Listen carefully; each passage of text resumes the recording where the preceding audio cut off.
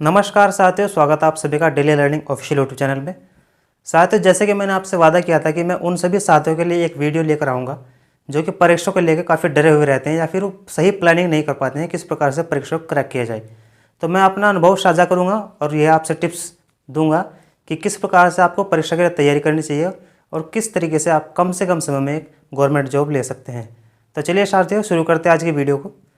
साथियों, जैसे कि हम सभी किसी भी गवर्नमेंट एग्जाम की तैयारी करते हैं तो उसके लिए सबसे पहले हमें ज़रूरत होती है प्लानिंग की। प्लानिंग इन द सेंस हमें सबसे पहले ये तरीके से पता होना चाहिए कि हम किस परीक्षा की तैयारी कर रहे हैं। हम वनडे एग्ज़ाम की तैयारी कर रहे हैं या फिर हम किसी यूपीएससी या स्टेट पीसीएस की तैयारी कर रहे हैं। इस प्लानिंग को अच्छी तरीके से समझने के बाद हमें सबसे पहले उसके सिलेबस पर फोकस करना चाहिए। उसका सिलेबस कैसा है उसके अच्छे तरीके से उसको रीड करना चाहिए। उसमें कौन कौन से सब्जेक्ट्स के बारे में बात की गई है उनके अच्छे तरीके से पूरे टॉपिक को देखकर पढ़कर अच्छे तरीके से एनालिसिस कर लेना चाहिए। उसके बाद टॉपिक के हिसाब से हमें बुक का रेफरेंस देखना चाहिए। बुक्स ऐसी परचेज करनी चाहिए जिससे कि हमारे टॉपिक मैच हो रहे हों, जो कि मार्केट में अच्छी अच्छी बुक्स हैं आप जो कि अवेलेबल होती हैं। आप उन बुक्स को प्रेफर कर सकते हैं अपनी परीक्षा के लिए। सिलेबस को ध्यान में रखते हुए बुक्स का चयन कीजिए, ये सबसे इम्पोर्टेंट है। साथ ही साथ बुक को अच्छे तरीके से रीड कीजिए। बुक को रीड करने के बाद सबसे मेन चीज़ आप जो परीक्षा में नोटिस करेंगे वह है आपका नोट्स मेकिंग। नोट्स मेकिंग बहुत ही इंपॉर्टेंट टॉपिक है, बहुत ही ज़रूरी है परीक्षा के दृष्टिकोण से। बुक को अच्छे तरीके से रीड करने के बाद आपको स्वयं अपने नोट्स बनाने हैं। छोटे छोटे नोट्स बनाने हैं, जितने हो सके कम शब्दों में आप नोट्स बनाएं ताकि आप उसे आसानी से परीक्षा के समय दोहरा सकें। नोट्स को अच्छे तरीके से बनाएं, ग्राफिक्स का यूज़ करें, उसमें लाइनिंग का, पैराग्राफ में नोट्स कम से कम बनाने का प्रयास करें। ऐसे आप नोट्स बनाएं ताकि आप उन्हें 8 से 10 दिन में परीक्षा के समय रिविज़न कर सकें। तो यह होगी नोट्स के बाद। नोट्स बनाने के बाद बहुत ही ज़रूरी चीज़ है हम उन पेपर को देखें जो कि पिछले साल या पिछले कुछ सालों में परीक्षा में आए हों। हम भी जिस भी परीक्षा की तैयारी कर रहे हैं उससे संबंधित पिछले 8 से 10 साल के प्रीवियस ईयर पेपर हम ज़रूर सॉल्व करें। प्रीवियस ईयर पेपर को सॉल्व करने से होगा क्या, हमें एग्ज़ाम के नेचर का पता चलेगा कि एग्ज़ाम किस तरीके से और कितनी गहराई से परीक्षा में सवाल पूछ रहा है। होता क्या है साथियों, अक्सर हम परीक्षा में पढ़ाई तो करते हैं सिलेबस को देखकर, लेकिन हम यह भूल जाते हैं कि हमें कितना पढ़ना है और कितना नहीं पढ़ना है। परीक्षा के लिए जितना ज़रूरी है कि हम क्या पढ़ें, उतना ही ज़रूरी है हम क्या ना पढ़ें। इस बात को ध्यान से नोटिस कीजिएगा। जितना ज़रूरी पढ़ना होता है उतना ज़रूरी हम क्या ना पढ़ें, हम क्या छोड़ें, किस चीज़ को पढ़ के हम कितना गेन कर सकते हैं, ये काफ़ी यहाँ पर मायने रखता है। तो प्रीवियस ईयर पेपर को सॉल्व करने के बाद आप अच्छे तरीके से फोकस करें और उस पर कंसिस्टेंसी बनाए रखें। सबसे ज़्यादा ज़रूरी बात यही है कि आप लगातार किस प्रकार से प्रैक्टिस करते हैं, कैसे कंसिस्टेंसी बना कर रखते हैं और कैसे डिस्ट्रैक्शन से बच सकते हैं। क्योंकि कम से कम 1 या 1.5 साल की जर्नी किसी भी एग्ज़ाम को क्रैक करने के लिए ज़रूरी होती है।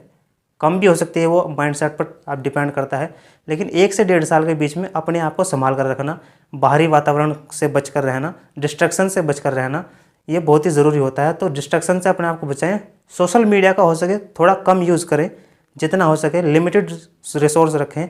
बहुत ही ज़रूरी रिक्वायरमेंट ना के बराबर कुछ समय के लिए जितना हो सके किताबों से पढ़ने की कोशिश करें। ऑनलाइन पढ़ें, लेकिन ऑनलाइन इतना ज़्यादा रिसोर्स आजकल अवेलेबल है कि आप अथक भंडार पूरा है, लेकिन आप लिमिटेड रिसोर्स लें।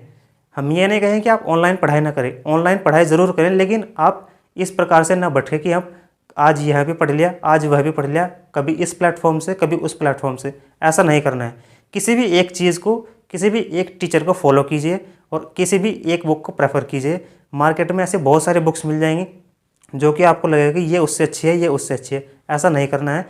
किसी भी एक बुक को लीजिए, एक बुक को ही 10 बार पढ़ें। 10 बुक को एक बार पढ़ने से ज़्यादा अच्छा है कि हम एक ही बुक को 10 बार पढ़ लें और उसका ब्रीफ नोट्स बनाएं ताकि हम आने वाले समय में 1 से 2 दिन में उसका रिवीजन कर सकें।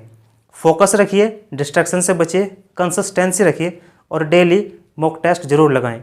परीक्षा का सबसे महत्वपूर्ण अभिन्न अंग है डेली प्रैक्टिस सेट लगाना। हमें मॉक टेस्ट जरूर लगाना है।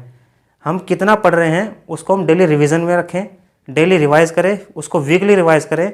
साथ ही साथ डेली एक मॉक टेस्ट जरूर लगाएं, जिससे कि हमें यह पता रहे कि हम अभी कौन से स्टेज पर हैं, हमें कितनी और मेहनत करने की आवश्यकता है। अगर आप इन सब बातों का ध्यान रखेंगे तो मैं निश्चित ही दावे के साथ कह सकता हूँ आप इन 5-7 स्टेप्स को अगर फॉलो करते हैं तो आप किसी भी परीक्षा को लेकर अगर आप सीरियस हैं तो आप उसे एक ही बार में क्रैक कर सकते हैं। ये मेरी शुभकामना है और मैं ऐसा दावा के साथ कह सकता हूँ, अगर आप इन सभी में तत्पर हैं और अपना 100% देते हैं, ऑनेस्ट रहते हैं, तो निश्चित रूप से आप आसानी से परीक्षा क्रैक कर सकते हैं। तो ये मेरा अनुभव था, ये कुछ स्टेप्स थे जो कि परीक्षा के लिए काफ़ी इंपॉर्टेंट होते हैं, किसी भी परीक्षा के लिए। इन सभी को फॉलो कीजिए। हमारी शुभकामनाएं आपके साथ है। हम आपके लिए डेली ऐसे ही वीडियोस लेकर आते रहेंगे, नॉलेजेबल। हमें से जुड़े रहिए और हमारे चैनल को सब्सक्राइब जरूर कीजिएगा। इस वीडियो को ज़्यादा से ज़्यादा शेयर कीजिए ताकि यह वीडियो उन साथियों तक भी पहुंच सके जो परीक्षा को लेकर काफ़ी डरे हुए रहते हैं और जिनको सही मार्गदर्शन नहीं मिल पाता है। तो चलिए साथियों, मिलते हैं किसी नेक्स्ट वीडियो में बहुत ही अच्छे टॉपिक के साथ। तब तक स्वस्थ रहिए, मस्त रहिए, छोटों को प्यार दीजिए, बड़ों का सम्मान कीजिए और अपने व्यक्तित्व का विकास इस प्रकार से कीजिए कि महिलाएं आपके साथ सुरक्षित महसूस करें। जय हिंद, वंदे मातरम।